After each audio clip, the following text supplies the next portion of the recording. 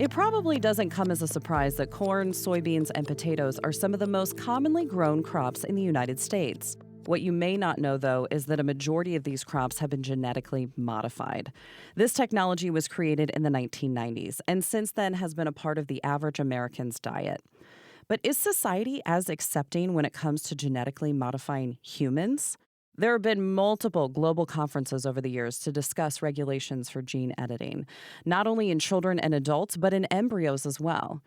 In 2015, Dr. Elizabeth McNally was asked to testify before Congress about her views on the topic. I think there is appropriately a lot of concern about doing unproven method on something like an embryo, where you have the potential to change generations in the future. And so everyone's always going to have concern or should have concern about those situations.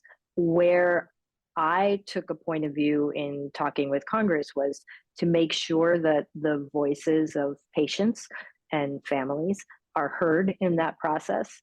McNally is the director for the Center of Genetic Medicine at Northwestern University Feinberg School of Medicine.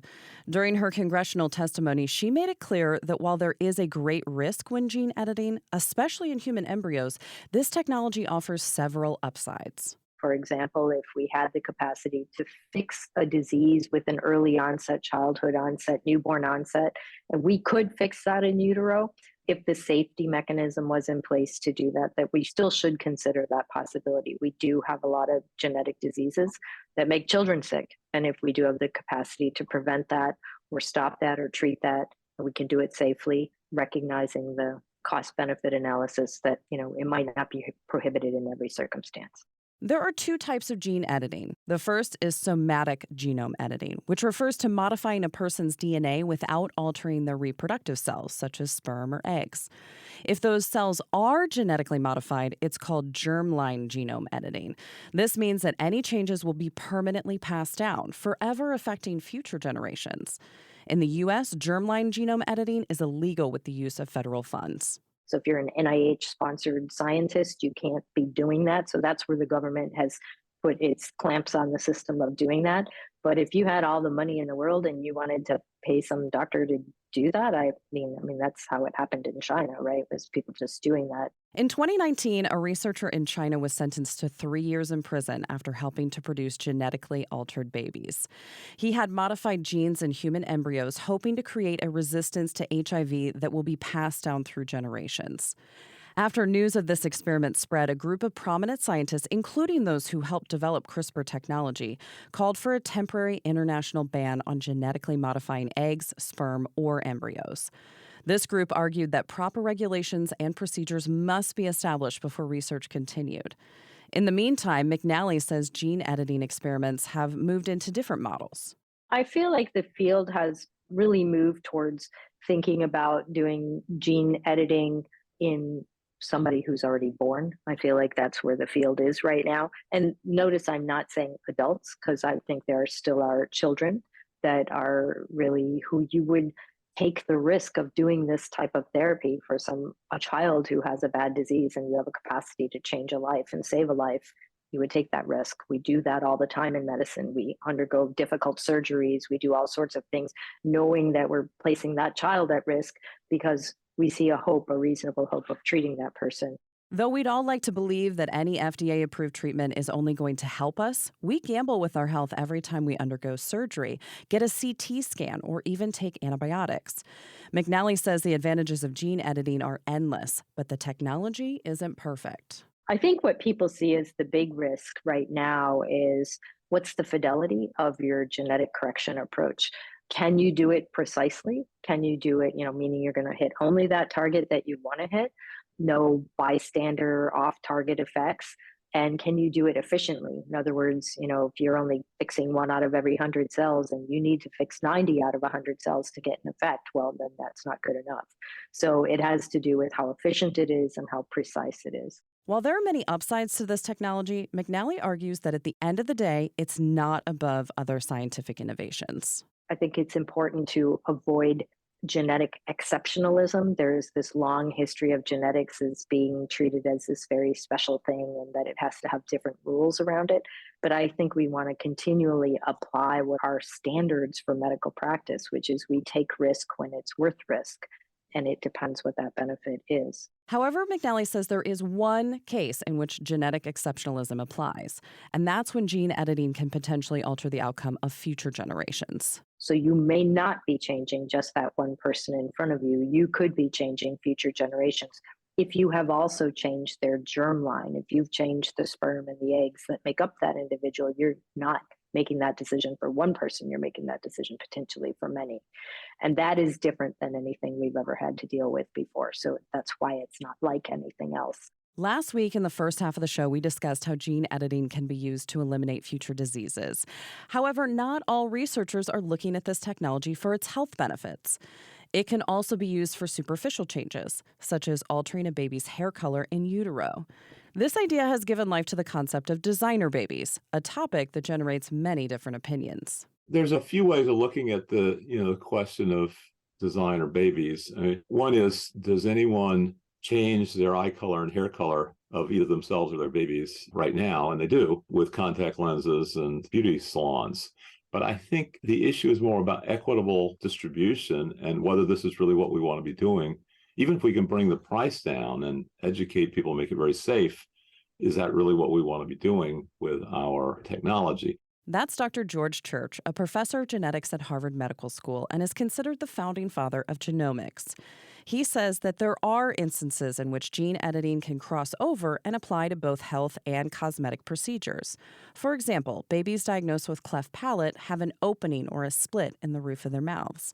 The condition often leaves children with speech disorders or impaired voices, but it also impacts their physical appearance.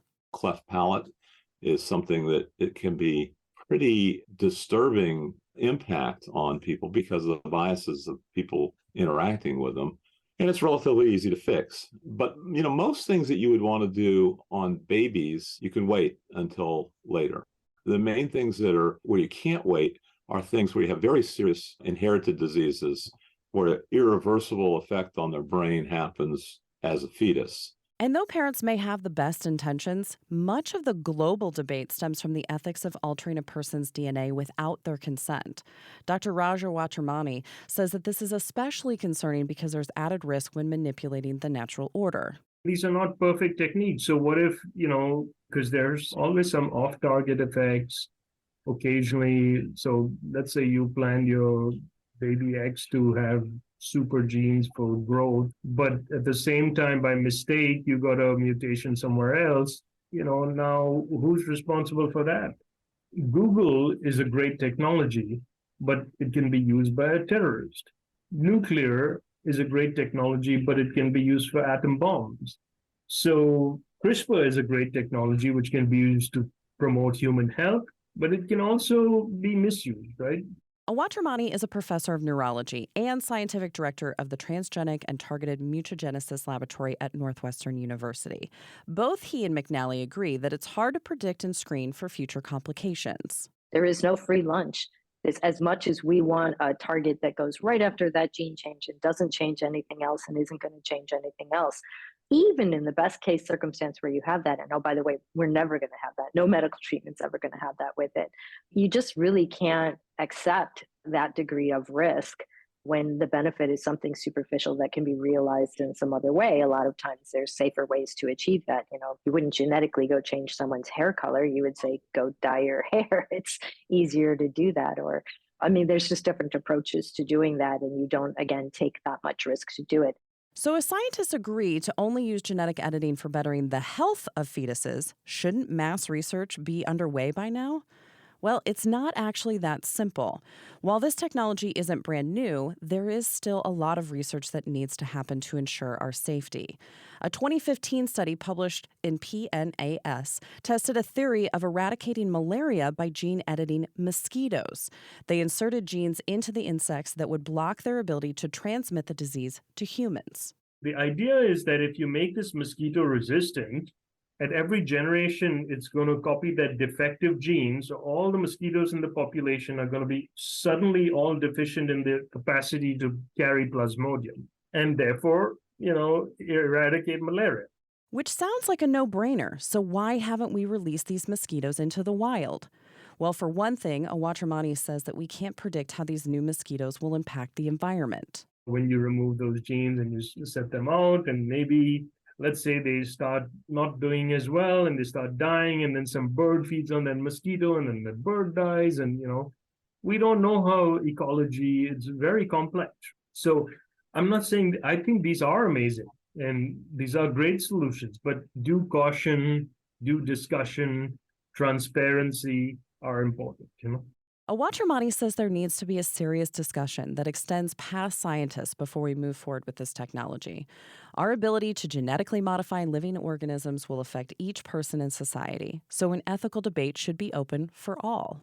It's kind of like viral engineering, like, if you tinker with viruses and increase their potential or decrease, that needs to be discussed and debated by the public, and not only by scientists, because the public has a stake in this as well. So it's the same kind of idea. These are important ethical, considerations, what should be allowed, what are the boundaries of science. And with the technology advancing at such a fast rate, Awatramani says our government committees and institutions must find a way to speed up our conversations around gene editing.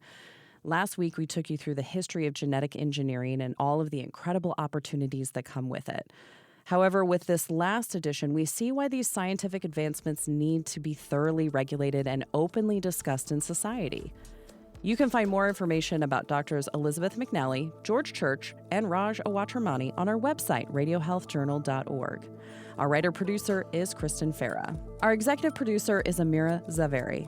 I'm Elizabeth Westfield. This segment is brought to you by Capital One. You don't need special gadgets to be a hero. With unlimited 1.5% cash back on every purchase everywhere, the Capital One Quick Silver Card makes you the hero of every purchase. What's in your wallet? Terms apply. See CapitalOne.com for details.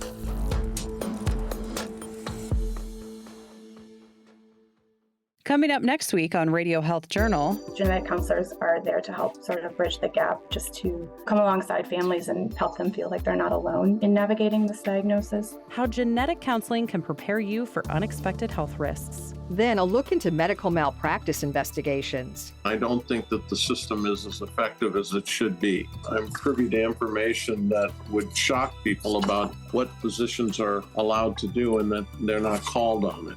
All that and more on Radio Health Journal. I'm Nancy Benson, host of Radio Health Journal. If you enjoy listening to Radio Health Journal, you'll also like our sister show, Viewpoints, which covers a wide array of topics from education to history to the environment.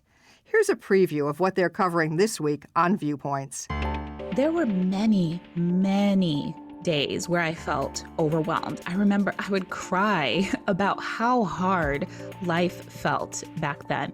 The financial benefits of investing in yourself long term. Then, there's so much to do before a dead body is buried or burned, but we don't see it. A look at one growing trend, green burials. I'm Marty Peterson. And I'm Gary Price. These stories in depth this week on your public affairs magazine, Viewpoints. Listen to Viewpoints on your favorite radio station and subscribe and listen to shows anytime on Apple Podcasts and Google Play. And that's Radio Health Journal for this week. Follow us on Twitter, Facebook, and Instagram to learn more. And check Apple Podcasts, Google Play, and Spotify for a library of past programs. Plus, you'll always find previous segments and information about our guests at radiohealthjournal.org. Join us again next week for another edition of Radio Health Journal.